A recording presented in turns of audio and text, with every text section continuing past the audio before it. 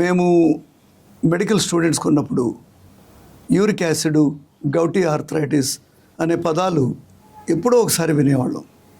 ఈరోజు తరచుగా ఎక్కువగా చెక్ చేయడం వల్ల ప్రతి ఒక్కరికి యూరిక్ యాసిడ్ ఎక్కువగా ఉంది.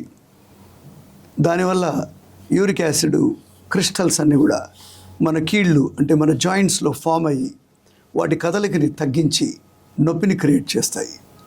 చాలా ఎక్కువ కాలం ఇలాగే ఉంటే అవి గౌటీ ఆర్థరైటిస్ అనేటువంటి ఒక కీళ్ళ వాతానికి గురి చేస్తుంది. ఇది అందరికీ తెలిసిందే. అయితే ఇప్పుడు మనం చేసే తప్పులేంటి? యూరిక్ యాసిడ్ అనగానే ఏం చేస్తున్నారు? అందరూ నాన్ వెజిటేరియన్ మానేసి వెజిటేరియన్గా మారిపోతున్నారు.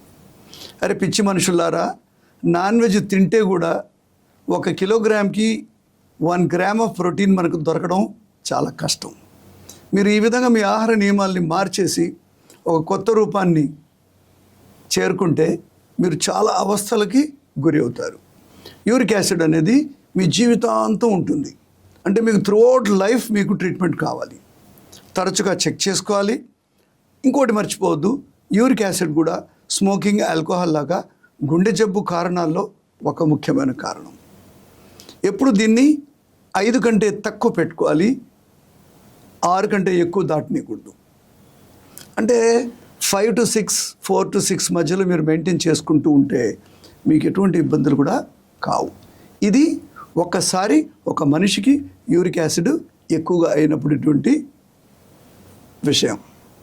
మీకు అసలు ఏం ప్రాబ్లం లేకపోతే దీని గురించి ఆలోచించాల్సిన అవసరం లేదు.